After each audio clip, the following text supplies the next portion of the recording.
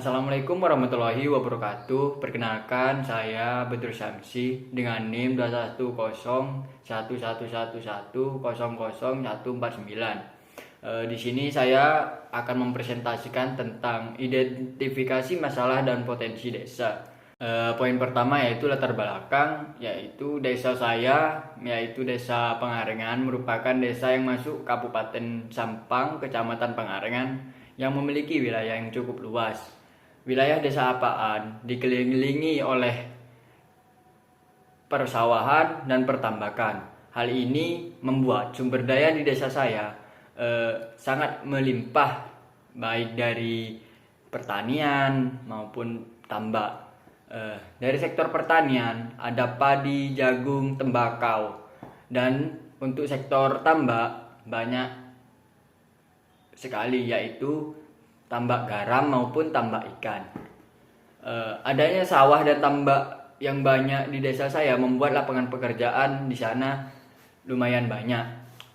Namun demikian, pemerintah desa kurang memperhatikan sektor tersebut, yang membuat para petani kesulitan dalam melakukan pekerjaannya karena kurangnya biaya dan fasilitas yang ada. Desa saya kurang akan fasilitas pendidikan. Sekolahnya sedikit dan kurangnya wawasan tentang pentingnya pendidikan pada masyarakat membuat kualitas sumber daya manusia yang kurang mumpuni.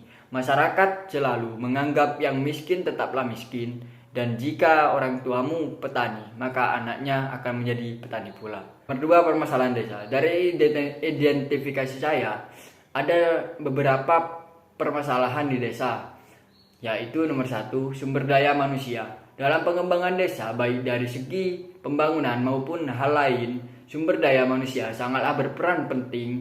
Namun, dalam identifikasi saya, masyarakat di desa saya cenderung menganggap bahwa pendidikan tidak penting, yang lebih penting adalah bekerja. Letak permasalahannya, orang-orang tua yang memiliki ekonomi menengah ke bawah banyak yang melarang apabila ada anaknya yang ingin melakukan pendidikan ke jenjang yang lebih tinggi, salah satunya kuliah. Karena mereka berpikir kuliah hanya akan membuang-buang waktu dan biaya. Dan orang tua yang perekonomiannya menengah ke atas juga tidak sedikit yang melarang anaknya untuk kuliah. Mereka berpikir bahwa kehidupannya sudah mapan dan nyaman, jadi untuk apa capek-capek kuliah. Yang nomor dua yaitu fasilitas. Fasilitas merupakan suatu yang dapat menunjang kehidupan masyarakat di desa. Seharusnya pemerintah desa memberikan fasilitas yang memadai, seperti contoh jalan di desa. Jika jalan dalam satu desa buruk, maka orang luar tidak akan ingin pergi ke desa saya, yang mengakibatkan perekonomian di desa itu akan melambat. Hal itu terjadi pada desa saya sekarang. Poin nomor 3, pemasukan desa. Sesuai apa yang saya ketahui, pemasukan di desa saya sangatlah kecil dan hampir bisa dikatakan tidak ada. Hal tersebut dikarenakan pengolahan badan usaha milik desa atau BUMD yang sangat korup. Saya berani berpendapat seperti ini dikarenakan pemasukan dari BUMD ini cenderung minus. Bukannya mendapat keuntungan, tapi malah mendapat kerugian. Poin nomor 4 yaitu suap menyuap. Suap menyuap biasanya terjadi ketika saat pemilihan kepala desa. Calon-calon kepala desa akan menyuap masyarakat agar memilih dirinya, dan masyarakat bukannya menghindar tapi malah kegirangan mendapat uang suap tersebut. Hal ini terjadi karena kurangnya pendidikan pada masyarakat seberapa penting pemilihan kepala desa. Mereka tidak berpikir ketika calon kepala desa melakukan suap, menyuap dan menang, maka kepala desa tersebut hanya akan berpikir bagaimana cara balik modal dari apa yang telah mereka keluarkan pada saat pemilihan. Hal tersebut akan berimbas pada fasilitas desa dan bantuan bagi masyarakat dan hal-hal lain yang menyangkut dana desa. Saya bisa pastikan bahwa itu pasti terjadi. Baik, tadi sudah saya jelaskan tentang permasalahan-permasalahan desa saya. Selanjutnya yaitu potensi desa. Dari analisis saya dan saya bertanya-tanya kepada masyarakat sekitar, Saya hanya mendapat satu hal yang pasti berpotensi di desa saya. Hal tersebut di sektor pertanian, baik pertanian sawah maupun pertanian garam. Dua hal ini merupakan komoditas yang memang dihasilkan dari desa saya. Petani sawah dan petani garam merupakan pekerjaan yang berseberangan, karena petani sawah akan bekerja ketika musim hujan datang, namun petani garam bekerja ketika musim panas datang. Banyak sekali orang-orang yang bergantung pada dua pekerjaan ini. Namun pemerintah seakan-akan tidak menghiraukan para petani tersebut.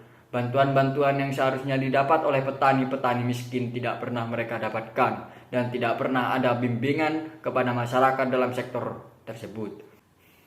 Tidak berkembangnya desa saya merupakan kesalahan dari kepala desa, sebagaimana dalam Undang-Undang Nomor 6 Tahun 2014 yang menyatakan kepala desa adalah bertugas menyelenggarakan pemerintahan desa, melaksanakan pembangunan desa, pembimbingan masyarakat desa, dan pemberdayaan masyarakat.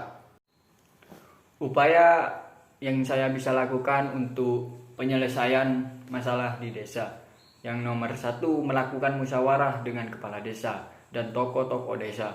Karena jika kita bertindak sendiri tanpa adanya musyawarah terlebih dahulu, maka itu akan membahayakan diri kita.